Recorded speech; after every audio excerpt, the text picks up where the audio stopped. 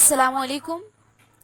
ایک شکست خوروں کو ذلت کے گڈھے سے نکالنے کی کوشش علی گڑھ تحریک کہلائی۔ اس تحریک کے بانی سر سید احمد خان تھے، جن کی بے پناہ کاوشوں کی بنا پر یہ تحریک وجود میں آئی۔ سر سید کا زمانہ وہ زمانہ تھا جب ہندوستانی مسلمان بالکل برباد ہو چکے تھے۔ 1857 کی ناکام بغاوت مسلمانوں کی بربادی کو انتہائی درجے تک پہنچا دیا تھا۔ یہ بغاوت ہندو مسلمان دونوں قوموں نے مل کر شروع کی تھی، لیکن اس کا سارا الزام مسلمانوں کے سر آیا۔ انگریز حاکموں نے اس قوم کو اپنے غم و غصے کا نشانہ بنایا۔ اس دور میں مسلمانوں کے حالات کیا تھے؟ سر سید کی زبان میں، کوئی آفت ایسی نہ تھی جو اس زمانے میں مسلمانوں پر نہ ہوئی ہو۔ کوئی آفت مصیبت آسمان سے چلی ہو اور زمین پر پہنچنے سے پہلے مسلمانوں کا گھر نہ ڈھونڈ لیا ہو۔ اس ہنگامے کی بابت جو کتابیں تصنیف ہوئی، اس میں بھی یہی کہا گیا کہ ہندوستان میں بیکار اور بدذات کوئی نہیں مگر مسلمان مسلمان مسلمان۔ ایسی حالت میں بے شمار مسلمان برباد کر دیے گئے، کتنے پھانسی کو پھندے پر لٹکا دیے گئے، کتنوں کی جاگیریں ضبط کر لی گئیں، کتنوں کو سرکاری ملازمت سے برطرف کر دیا گیا، دفتریں کچہریاں مسلمانوں سے خالی ہو گئیں۔ مسلمانوں کی ایسی حالات ایک دردمند انسان غور سے دیکھ رہا تھا، اس کا دل تڑپ رہا تھا۔ ان مسلمانوں کو تباہی کے گڈھے سے کیسے نکالا جائے، کوئی تدبیر کارگر نہ ہوئی۔ آخر ترک وطن کا ارادہ ہوا۔ غیرت نے جھنجھوڑا کہ اپنی قوم کو اس حالت میں چھوڑ کر ہجرت کرنا بزدلی ہے۔ گوشۂ عنایت میں بیٹھ جانا بھی اچھی بات نہیں ہے۔ ہمت سے کام لیا اور سوچا، اور جو بھی کرنا ہوا کیا۔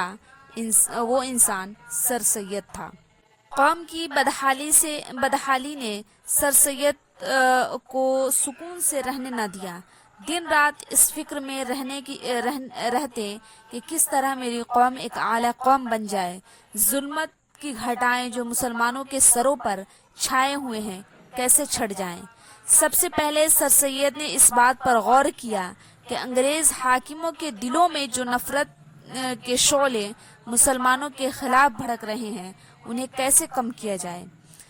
اس مقصد کے لیے کتابیں انجمن بنائی، مضامین لکھے، پرچے نکالے، رات کی نیند اور دن کا سکون ترک کیا۔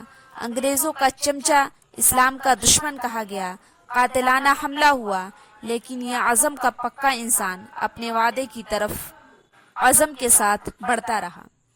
نیند کے ماتھے آنکھیں ملنے لگے، خواب دیدہ لوگ کروٹیں بدلنے لگے، انہیں ہر بات کا احساس ہوا جنہیں پہلے ہو جانا چاہیے تھا۔ سر سید کی کوششوں سے مسلمان اٹھ کھڑے ہوئے اور اپنے حقوق کے لیے کوشاں نظر آنے لگے۔ سر سید کی یہ کوشش سر سید تحریک یا علی گڑھ تحریک کہلائی۔ ہندوستانی مسلمانوں میں بے شمار خرابیاں اور خامیاں آ گئی تھیں، جنہیں دور کرنا ان کا کام تھا۔ تعلیم، سیاست، مذہب، معاشرت سر سید کا اصل مدعا تھا۔ سر سید نے ان چیزوں پہ خاص زور دیا۔ یہ حقیقت ہے کہ تعلیم کے بغیر کسی قوم کی حالت نہیں بدل سکتی۔ سر سید دور اندیش تھے، انہوں نے تعلیم پر زیادہ توجہ دیا۔ مسلم قوم کی بدحالی اور پست حالی کا اصل سبب تعلیم کا نہیں ہونا بتایا۔ سر سید نے ضرورت زمانہ کو دیکھتے ہوئے جدید مغربی تعلیم پر زور دیا، قدیم مشرقی تعلیم کو بیکار قرار دیا۔ مسلمانوں میں یہ بات عام تھی کہ جدید مغربی تعلیم یعنی انگریزی ہمیں عیسائی بنا دے گی، انگریزی تعلیم سے ہماری نسلیں برباد اور دین ختم ہو جائے گا۔ سر سید نے مسلمانوں کی اس غلط فہمی کو دور کرنے کی بھرپور کوشش کی۔ 1875 میں مدرسۃ العلوم کی بنیاد علی گڑھ میں ڈالا۔ بعد میں محمڈن اینگلو اورینٹل کالج کا آغاز ہوا، جس میں مغربی علوم اور مشرقی علوم دونوں کا بندوبست تھا۔ مغرب علوم تو خوب پھلا، لیکن مشرقی علوم آہستہ آہستہ ختم ہو گیا۔ سر سید نے تعلیمی بیداروں کے لیے مسلم ایجوکیشنل کانفرنس کی بنیاد ڈالی، جس کا مقصد ملک کے گوشے گوشے میں تعلیمی ادارے قائم کرنا تھا۔ ان کا خیال تھا کہ صرف علی گڑھ میں ایک ادارہ ہو جانا ملک کے مسلمانوں کے لیے کافی نہیں ہے۔ سائنٹیفک سوسائٹی کا انعقاد حکمران قوم و مسلمان دونوں کو قریب لانے کی غرض سے کیا گیا تھا۔ ساتھ ہی مسلمانوں کو سائنس کی طرف راغب کرانے کی کوششیں کہی جا سکتی ہیں۔ سر سید نے مسلمانوں کو سیاست سے دور رہنے کی اصلاح دی، کیونکہ یہ قوم ابتدا سے جوشیلی قوم ہے۔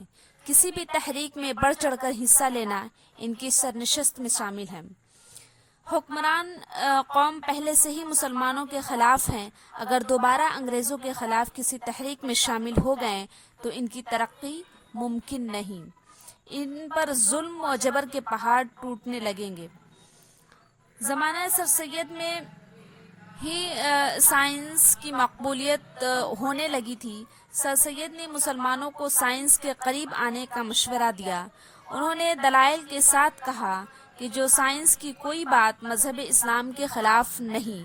سر سید دور اندیش تھے، انہیں یقین کامل تھا کہ سائنس کی چمک دنیا کے تمام چیزوں کو ماند کر دے گی۔ سر سید کا ایک اہم کام اردو ادب کی اصلاح بھی ہے۔ اردو نثر لفاظی، عبارت آرائی، جھوٹ، مبالغہ سے بھری پڑی تھی۔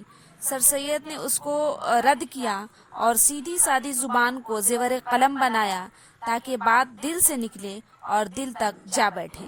اس کام کے لیے بہت ساری کتابیں لکھیں، رسالے نکالیں، اخباروں میں آرٹیکل شائع کرائیں، مضمون و مقالات لکھیں۔ میر امن و غالب سادہ نگاری کی جو روایت قائم کی تھی اسے آگے بڑھایا۔ شاعری میں عشق و عاشقی کی جگہ حقیقت کو بیان کیا۔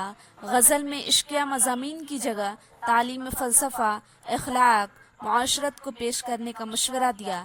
سر سید کے اکسانے پر حالی نے مسدس مدروج الاسلام لکھا، جو اردو شاعری میں رہتی دنیا تک مسلمانوں کی اصلاح کرتی رہے گی۔ مسلمانوں کی اصلاح کی غرض سے ایک رسالہ تہذیب الاخلاق شائع کیا، جس کے تمام مضامین اصلاحی ہوتے۔ سر سید اس رسالے میں خود لکھتے اور اپنے دوستوں سے لکھواتے، اپنے تمام رفقا سے یہ درخواست کرتے کہ مضامین کی زبان بالکل سیدھی سادی ہو۔ سر سید تحریک نے ہندوستانی مسلمانوں کی حالات بہت حد تک درست کر دی۔ اگر سر سید نہ ہوتے تو شاید مسلمانوں کی حالت بد سے بدتر ہو جاتی۔ قوم کا یہ سپوت دن رات اپنی قوم کی فکر میں لگا رہتا، قوم کی بھلائی، ترقی و بہبودی کے خاطر خون کے آنسو بھی بہائے، لیکن اس قوم نے اسے جوتے کا مالا پہنایا، کفر کا فتویٰ لگایا، جان لیوا حملہ کرایا، لیکن یہ عزم کا پکا انسان آگے بڑھتا رہا اور منزل مقصود پر پہنچنے کی کوشش کرتا رہا۔